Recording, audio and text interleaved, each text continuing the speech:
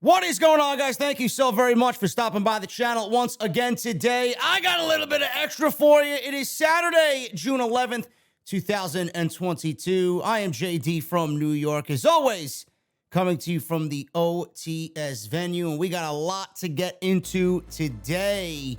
Major news happened yesterday in regards to Paige.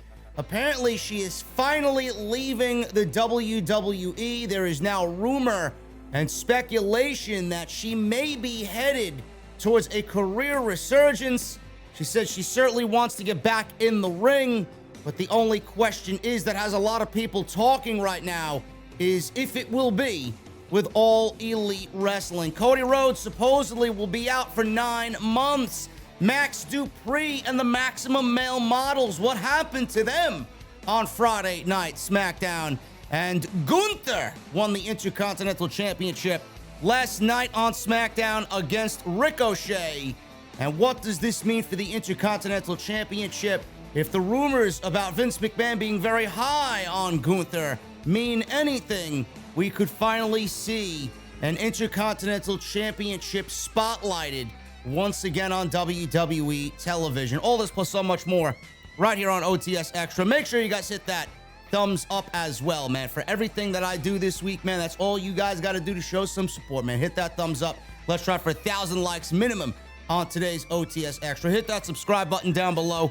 Turn on the bell for all notifications. If you guys missed the live stream last night for SmackDown or any of the live streams that we did on the channel this week, Monday Night Raw and AEW included.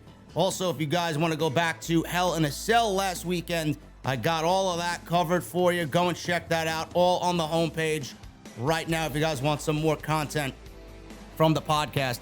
Also, go get your t-shirts. Bonfire.com is the exclusive home of Off the Script. And follow me on social media at JD from NY206. That's Twitter and Instagram. Let's start at the top, man. We're going to talk about Cody Rhodes. Last night, if you guys were watching SmackDown, Cody Rhodes and the announcement of his pectoral muscle surgery was a success. WWE was then live on air to talk about Cody Rhodes and the fact that he will be out for 9 months. They tweeted that Cody Rhodes will be out for 9 months. He had successful surgery. Typically, a torn pec takes somewhere around 6 months to recover from. Cody's return timetable could be legitimate, but don't discount the possibility, as we've seen in the past with Triple H and John Cena of notes, that they typically do add months on top of his timetable so that he could make a surprise return. And in this case, it would be around the time of the Royal Rumble. And I do think WWE did tack on time just to kind of give all the casuals out there a feel that Cody may be missing Royal Rumble and potentially could be missing WrestleMania season. Now, they added a couple more months on top of that, but I think we all know that Cody is absolutely going to try and get back before the Royal Rumble. I predict he will be back well in time for the Royal Rumble. In fact, if he is back, I don't think we don't see him until the Royal Rumble to make that big surprise return.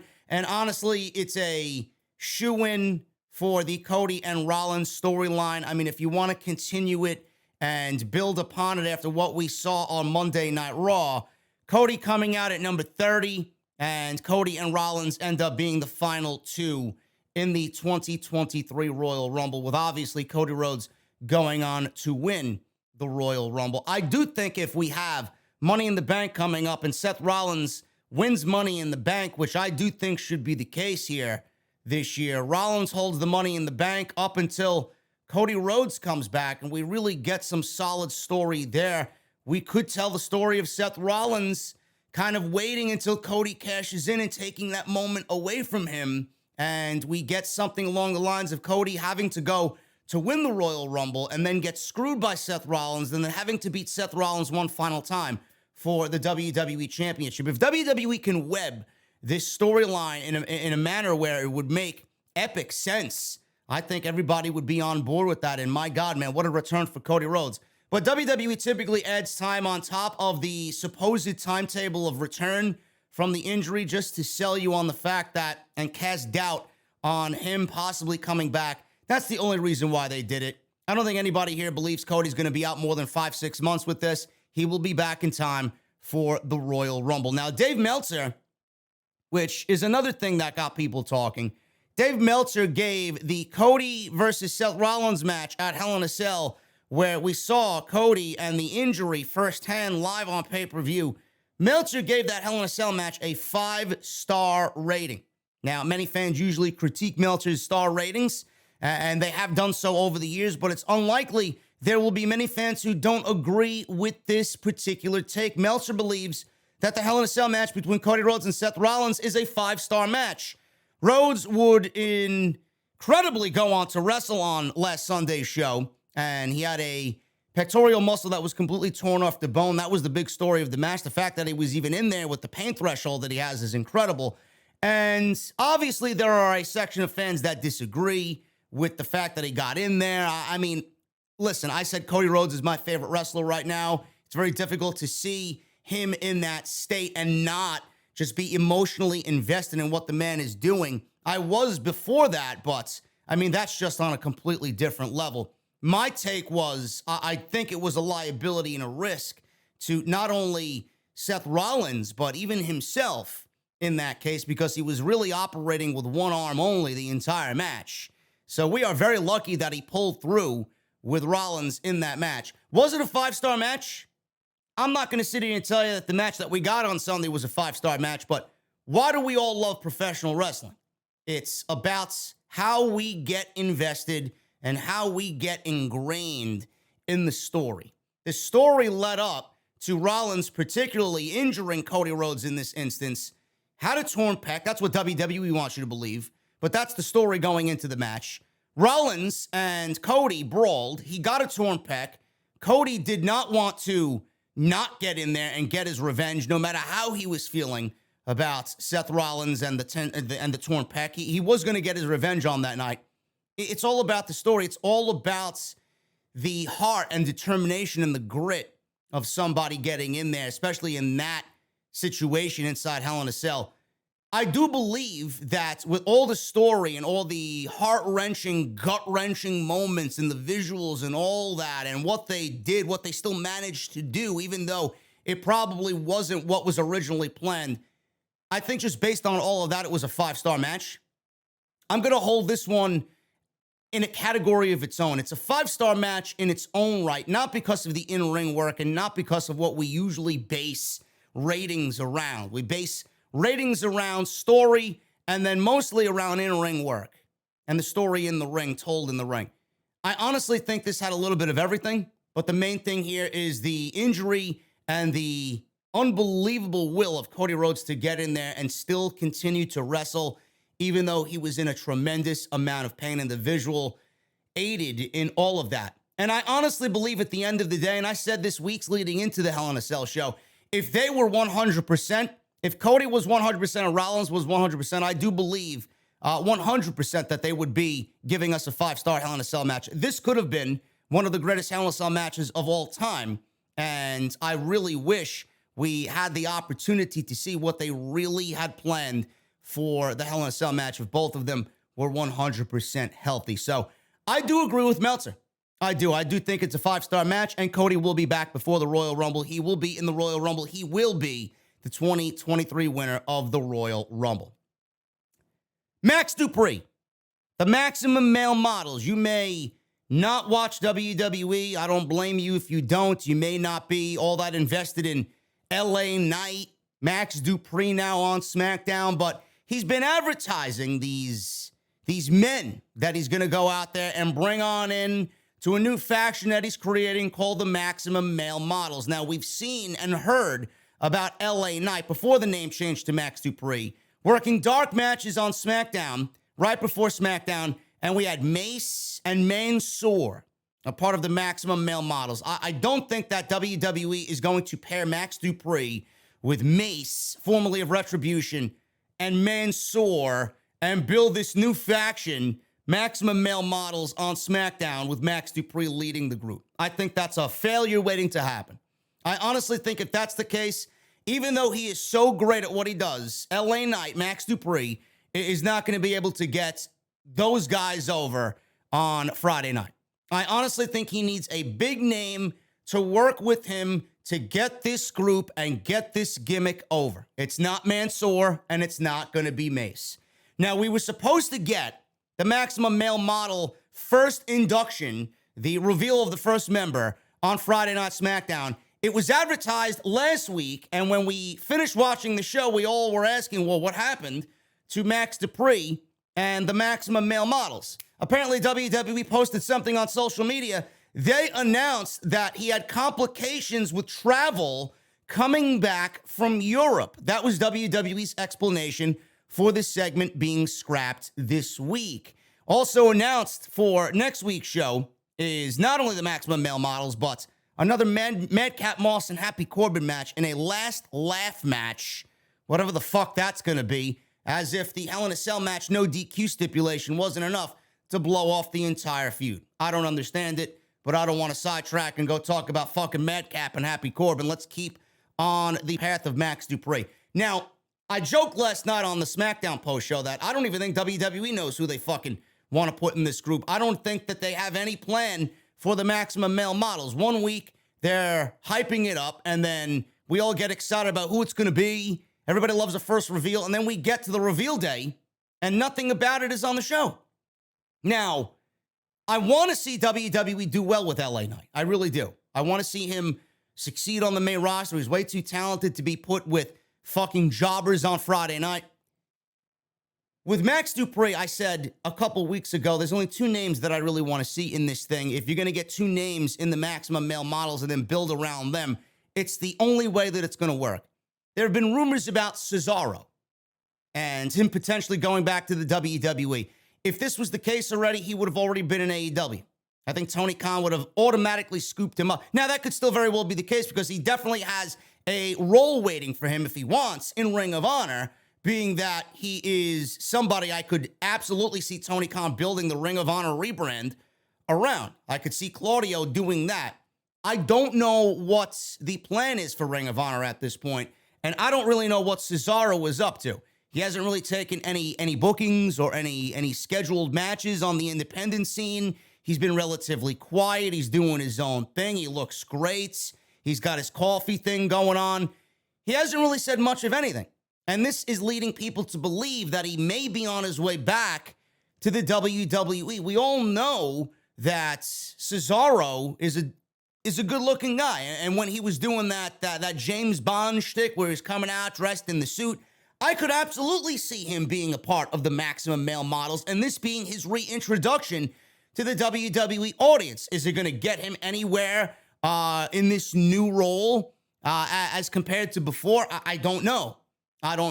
Cesaro's weak point was his promo. Vince McMahon always thought that Cesaro's weak point was his promo and that Cesaro couldn't connect with the audience with his accent. So now you got LA Knight potentially managing Cesaro and being a mouthpiece for Cesaro. That may look a little bit different to Vince McMahon. He may open his eyes a little bit more to Cesaro if he has Max Dupree, LA Knight, managing him in the Maximum Male Models. He's got everything else going for him. He's got a great look. He's one of the best pound-for-pound in-ring guys that they had. So if you put a mouthpiece with Cesaro, it may take him to the next level in the eyes of management. We don't know. So the other guy I was talking about, and he would fit perfect because he does, and as per the gimmick we saw when he was in NXT and even on the main roster, don't know how they fucked this one up. I always looked at him as a solid secondary champion guy to fit into that role, whether it was the U.S. title or the Intercontinental title. I would say somebody like Tyler Breeze. Somebody like Tyler Breeze fits into the Maximum Male Models with his gimmick 100%. He always made a seasonal residency out somewhere in Europe. I honestly think it's one of two things. And, I don't want to give WWE the benefit of the doubt because they don't really deserve it. If their explanation here is Max Dupree traveling to Europe and having complications coming back because he was scouting for the Maximum Male Models, it could be a little Easter egg as to where they are going with this gimmick and kind of getting the people guessing. I don't want to give WWE, like I said, the benefit of the doubt because my first instinct is to say, well, the reason why they scrapped it is because they booked a poor show and they don't really have any fucking idea what they want to do, and it's already going to be dead before it even begins. So that's my first instinct with WWE. Nobody can really fault me for that because that's just the way that things go here. But Cesaro and Tyler Breeze, if it's any one of those two guys or both, I mean, we may be looking at a damn good gimmick and a nice little group on Friday night. And they need roster. I honestly think, and I said this a couple of days ago, I honestly think that WWE realizes this, that they have major fucking roster problems. I don't see them doing anything proactively to fix it. But if they want to go out and bring back Cesaro, knowing that they have roster issues, and go out and bring back Tyler Breeze, knowing that they have roster issues, two solid fucking hands on Friday Night SmackDown, I wouldn't blame them. I don't think they should have been let go to begin with. So we'll see what happens with the Maximum Male Models on Friday night. Supposedly next week, we're going to get the first reveal about who is the first member of LA Knight, Max Dupree's new group on Friday night. Vince McMahon. Apparently, he's very high on the in-ring work of Gunther. Now, if you guys saw last night, Gunther won the Intercontinental Championship from Ricochet, and it was a decent little match for a TV show, but I really wish we had some more of those two in the ring, because what I saw last night, I would absolutely love to see again. Now, this is coming from Fightful Select. Apparently, he's impressed many people of influence in WWE, says Fightful Select. Former NXT UK champion, obviously brought into NXT by William Regal, by Triple H. He had a ton of supporters then, just based on his work rate and his size. He had everything going for him. This was a natural fit, especially in the black and gold under Triple H and William Regal. Per the report from Fightful, many things have put him in favor with WWE officials, including moving to the United States, his dedication to his diet, and his training. On top of that, he's got a great look. He's great in the ring. And as previously reported, with his weight loss, Gunther lost weight prior to his main roster arrival because Vince McMahon wanted slim people on television. From the time he was sent to the United States full-time, it was always planned that Gunther would go to the main roster, according to Fightful. Gunther's willingness to play ball and make the best out of his move, as well as his lifestyle and ring name changes and music changes, have made great impressions on Bruce Pritchard and Vince McMahon. It was added that one source indicated that McMahon has rather enjoyed Gunther's in-ring work as well, based on what he has seen already of him on Friday Night SmackDown. You know, I'd be the first to tell you that with somebody like that coming from the black and gold, that this guy was doomed to fail, because WWE has an incredible track record of pulling people like this from NXT and having them bomb and fail on the main roster. The biggest two casualties of this were Keith Lee and Karrion Kross. How you guys have two wrestlers like that and they don't make a fucking dent on the main roster and don't get booked the right way is a fucking injustice to pro wrestling everywhere. And it goes to show you that they don't have a fucking clue on what they want as far as talent is concerned.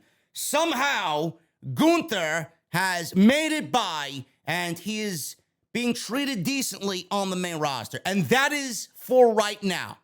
We don't know what's to come. A lot of people are out there claiming that everybody that thought he was going to bomb and everybody that said he was going to fail, everybody's having a fucking grand old time on social media today. Oh, look, he won the Intercontinental title.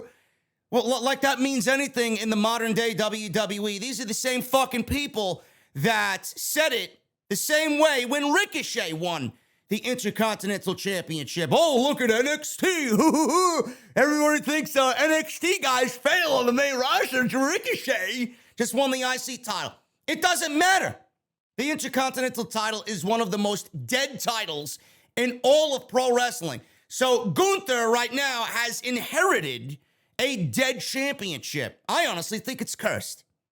I don't know why anybody would be celebrating Gunther winning the Intercontinental Championship. Does it look great on him? Yes. Should he have seen this level of success already? Yes. But him winning the Intercontinental Championship doesn't really set the foundation for a great fucking career on Friday Night SmackDown. Look at the men that have held that championship before Gunther. Nakamura, Big E, Apollo Crews, Ricochet, Sami Zayn. If names like that could not have helped resuscitate the Intercontinental Championship, what the fuck do you think Gunther is going to do with the Intercontinental Championship? Additionally, For all the fucking people claiming he's now a made man because he won the Intercontinental Championship, the title is dead. I can honestly see if the title had any sort of momentum around it, and then it went to Gunther, I would say, well, these people do have a point. He's inherited a dead championship. Now you give him a dead championship in a intercontinental division on SmackDown that has no competition, no roster whatsoever, no legit competition anyway to put against him to make a believable match. Who the fuck's going to take him down? You know, Gunther may be great, and he is the Intercontinental Champion, but at the end of the day, you have to ask yourself one question. Who is he going to defend this title against and make the title reign feel important? Are we going to get the title reign to have a fucking pay-per-view match? I certainly fucking hope so with this kind of guy holding the title. But who is he going to actively defend that title against? I can't think of anybody. Another rematch with Ricochet? Great. How many times can you run through that? Can you honestly see Sami Zayn? Do you want to see Baron Corbin? Do you want to see Madcap Moss? Who the fuck is over there to go in the ring one-on-one with Gunther and really help him make this reign memorable and this reign great, where he makes the title look great, where he defends the title on a monthly basis successfully? Is this all going to work out for Gunther? Do you trust WWE to do that? No. No, I don't. I feel like this title reign is going to end up like all of the rest before this. So what good does it mean? And what good does it do? It means nothing to me. The title reign needs to have legit competition lined up for him, and right now there are no wrestlers on that roster, no competition for Gunther because of the roster issues being so terrible right now on Friday night. The only one I could really see is two guys. Number one, Drew McIntyre. I honestly think he drops the title to a Sheamus, and then he challenges Drew McIntyre when Drew McIntyre wins the Universal Championship. That's a built-in feud right there. I mean, if you're not doing that for a world championship, I don't know what the fuck you're doing on Friday night. So I could see Drew McIntyre, but Drew McIntyre's already taking aim at Roman Reigns, so that eliminates Drew McIntyre. What about Sheamus? I could see that, but there's two heels. Unless Sheamus turns babyface, I could see them. I'd love to see that. Can you imagine a match between Gunther and Sheamus? My goodness, man, it'd be like World War fucking III on Friday night. I think that would be great. But other than that, there's nobody else. There is nobody else on Friday night. The reign is the reign is only as good as you can give the man competition. And right now there is none. So I don't want to hear anything from anybody. So I don't see the foundation of everybody's argument being, oh, he won the Intercontinental Championship, he's going to be a made man. It doesn't work that way. If that was the case, Ricochet would be higher than he is right now on WWE television. And ladies and gentlemen, we got the big story of the day that broke last night actually. Paige, the anti-diva Paige. She is leaving WWE and she plans on wrestling once again. She says this on social media, and I quote, Paige here, July 7th will be the last day with WWE. I'm so thankful and I appreciate the opportunities that the company has given me. I will always be appreciative of the company that took an 18-year-old British pale emo girl that didn't look like your average diva, giving me the chance of a lifetime and making me feel like a superstar. I know after my neck injury taking me out of in-ring status, it was pretty hard to keep me around for as long as you did, and I am thankful for that as well. Thank you to the WWE Universe. You guys are the most passionate group of fans I've ever seen. Hope you continue to stay on this journey with me. I think the toughest part, weirdly enough, is having to let the Paige name go. But Soraya is a hell of a name. Kudos to my mom for that one. FYI, I'm not saying I'll never be in the ring. That day will most certainly come again, wherever the return may be. Thank you, WWE, Soraya.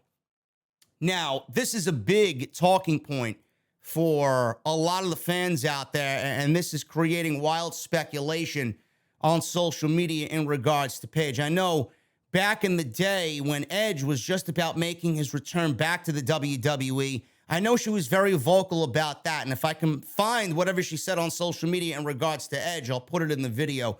But she did claim that, well, if Bryan Bryan Danielson, Daniel Bryan, if he was able to come back from all the years that WWE kept him out for head trauma and concussions, and Edge, who right now is having a tremendous run on WWE TV at the age of 50, and he is somebody that's had the injury that Paige has. Tommaso Ciampa as well had something very similar to what Edge went through, and he came back and operated under a great level as well. He was right back to the old Tommaso Ciampa, working that tough, intense in-ring style. She saw all of this. Even Corey Graves. Corey Graves got cleared, and he's not even an active pro wrestler anymore. Corey Graves, with all the concussions he had, got cleared by WWE. Honestly, she's looking at all this, and she says, well, what about me? You know, the tech that we have nowadays and that we have access to, and all the medical advancements that we have access to, there's got to be some way for me to get back in the ring. If you guys said Edge could not wrestle for 9-10 years and then he came back and had one of the most tremendous fucking returns of all time, if they could do it, well, what about me? And I don't know what happened internally there, that WWE never gave her the opportunity to go and get clear. Apparently she says she's cleared, but WWE was never going to clear her.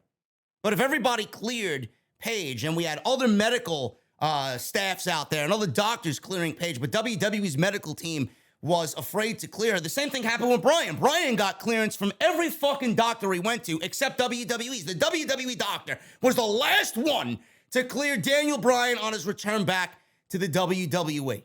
It's the same thing happening with Paige, but she says, you know what? You guys aren't going to do it. There's no sign of you clearing me at all. I'm done. July 7th is my last day. She wants to wrestle. And she's a huge, influential part of women's wrestling. She was there right at the beginning. She basically was everything that we wanted and wanted to move away from the Diva era. So she definitely is one of the major influential pieces on getting the ball rolling for the change in women's wrestling. Nowadays, it's not really all that great because of WWE's laziness when it comes to writing stories for the women and really treating women on an equal level to the men. There's really nobody that stands apart and sets themselves apart outside the usual people that WWE finds to push on television, like a Bianca and a Becky and a Charlotte. The division right now is in shambles to me because nobody really is equal to the ones that WWE usually pushes. Now, I'm not going to say that Paige would automatically be up there if she came back, but she wants an opportunity to get back in there and wrestle. She had her career taken away from her because of a fucking mistake. A mistake that typically can happen to anybody in the ring. At a house show, it was Sasha Banks and Paige, and something happened there that never really changed. It changed Paige's career forever. So July 7th is her last day. And I honestly think if she wants to wrestle, you know, a lot of people are going to say, oh, AEW's women's division is reckless.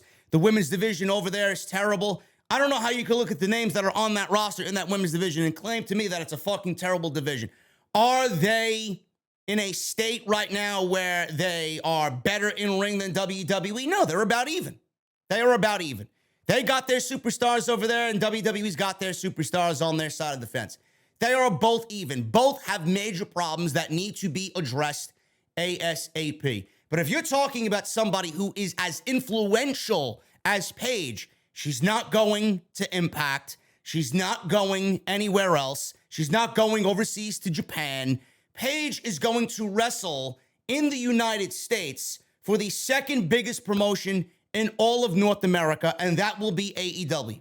I guarantee you that when her contract is up and her last day on July 7th comes to, I guarantee you that Tony Khan is on the phone with her trying to make her a deal and bring her on in. Clearly, precautions will be there. Clearly, he's going to have his team check her out. He's not going to put her on TV until he knows medically through his team that she's good to go, because I know there will be online chatter about it and how reckless Tony Khan is and blah, blah, blah. And this Tony Khan is a fucking piece of shit narrative will be all over social media. I see it right now. So I don't think he's going to be putting her on TV without the proper precautions in place. He wanted Edge. He wanted Edge. This is surprising to me because WWE is just letting her walk They let Edge walk.